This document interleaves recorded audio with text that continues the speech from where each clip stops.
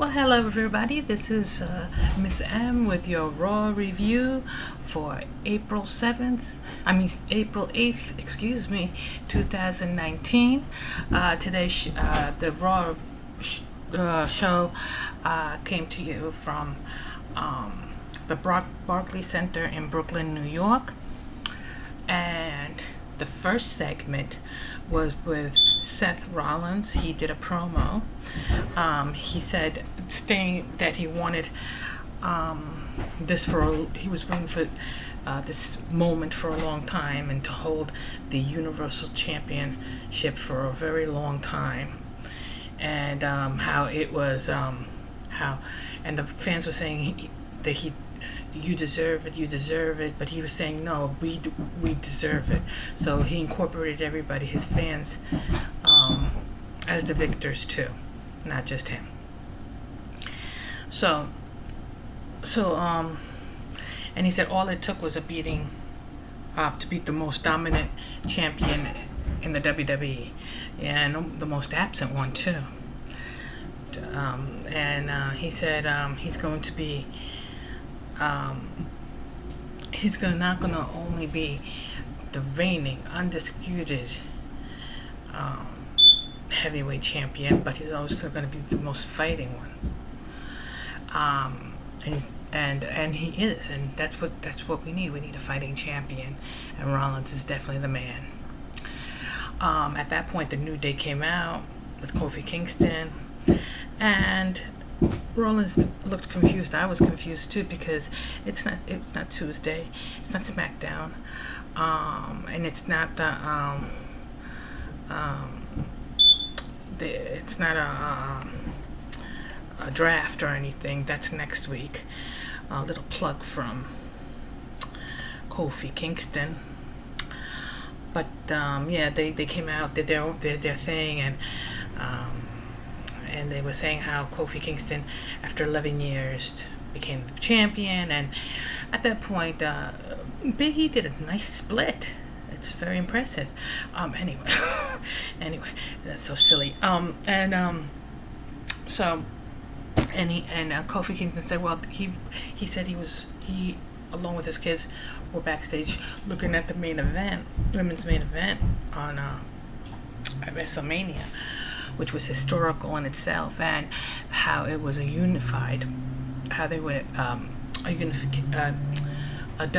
was a double championship, right?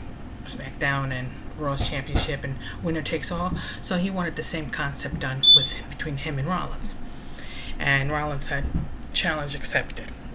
Of course, I didn't expect any less from Rollins. He's a fighting champion, and he of course accepted. So yeah.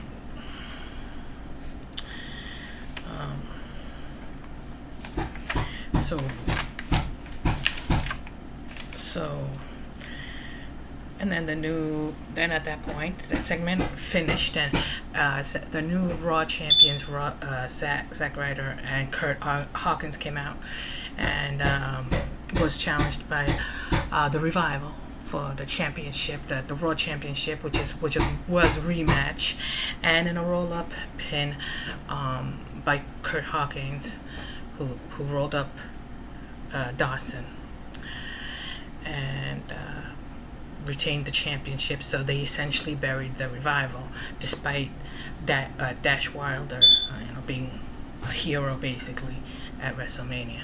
At the Hall of Fame. Wow.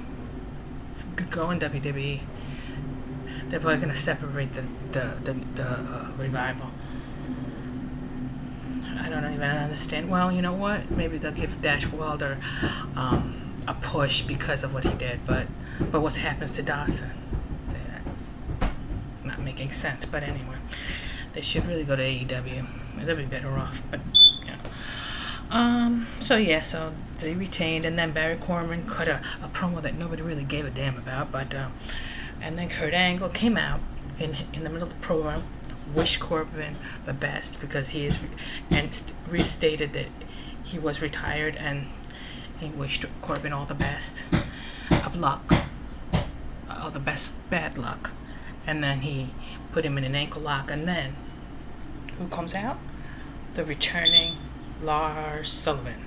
I guess he's over his anxiety panic attacks and basically decimated Kurt Angle. So I guess at this point Angle should really stay away from the WWE because they're not really interested in him anymore. He's done. So Alexa Bliss went on social media, issued a challenge to the Boston Hug Connection, in which Bayley accepted and was defeated with a DDT. So that was that match. Alexa Bliss did look good though. She still has it. She's good. Glad to see her back anyway,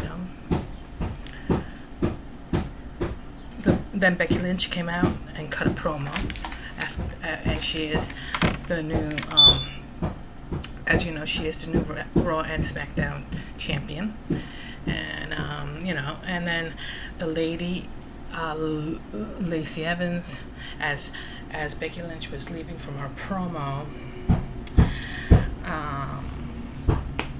she looked at Becky Lynch up and down with both titles and gave her a right punch, the woman's right, and punched her, Becky. And then that brawl ensued. I guess that's her new challenger, I guess. Well, I'm glad they're finally doing something with Evans. I guess they are gonna, they're preparing that match for possibly maybe a next pay-per-view or what have you. I guess that's gonna be the new rival for Becky Lynch. After all, she is a marked woman as the double champion. So yeah, maybe they'll unify the champions or something like that. I don't know. But I think that's the next challenger for Becky Lynch. Yes, from what I saw. Ricochet and Aleister Black went against Chad Gable and Bobby Roode, and they won by Ricochet hitting Gable with a knee to the jaw and pinning him. And that was that. Dean Ambrose's last match in the WWE, he faced Bobby Lashley.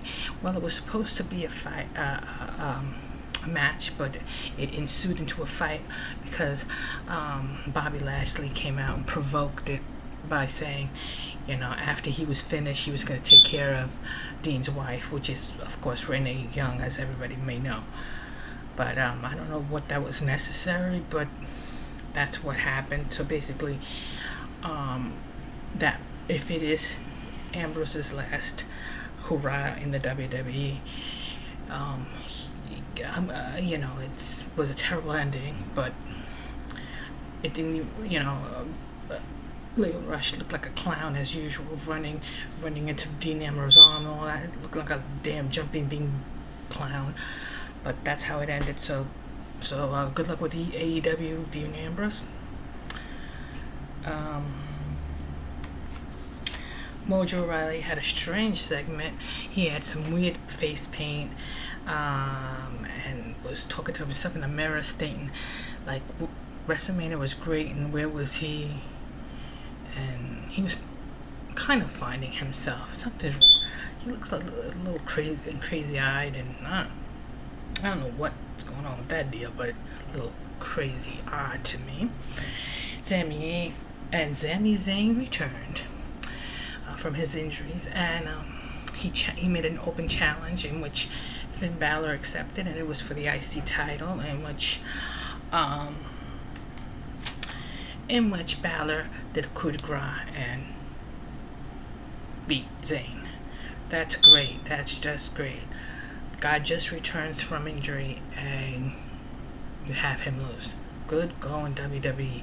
And of course Zayn gets mad and takes it out on the fans and does a heel promo, stuff like that, Dana Brooke had a backstage segment in which she congratulated Becky Lynch and said that a lot of people are going after Becky Lynch from the segment of Lacey Evans, and she reiterated, "Congratulations, Becky Lynch." Now I know she's not challenging Becky Lynch for no title. She is not a quality wrestler for the caliber of Becky Lynch. I would think not. Lacey Evans, I don't know that much, but they seem to be pushing her for the title. It seems that way from what I saw. So Elias comes out and said because he was stating how his segment was ruined at WrestleMania when the Doctor of Thugonomics came out in John Cena, in the form of John Cena, and basically ruined his moment. And he said the next one who interrupts him will be a dead man. And who comes out? Of course, the Undertaker, the dead man, in his spectacular entrance as usual with the dark lights and everything was great Undertaker entrance. And Undertaker essentially chokeslammed Elias and left him laying like that, and that was after that. Great. It was great to see the Undertaker. He still has it. He's good. I think he's going to be at the Saudi Arabia. I don't know if it's in May or I think it's in May or I think it's in May. But anyway, or June. Well, anyway. And then a match occurred. The last match was, of course, the winner takes all. Rollins against Kingston, and then but the match was interrupted by Bar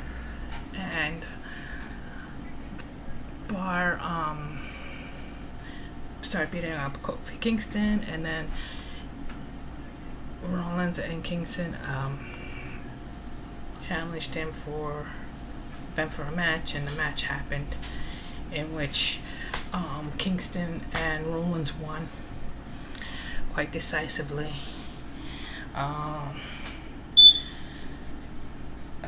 Kofi Kingston gave Cesaro Trouble in Paradise, and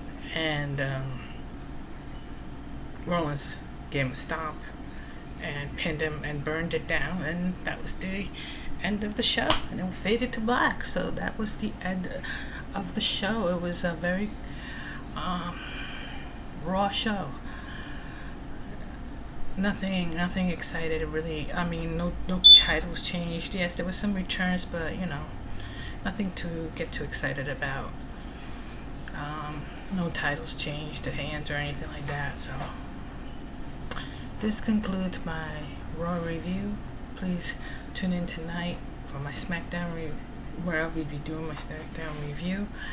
And don't forget to please press thumbs up and subscribe. And thank you for listening. And y'all have a good day.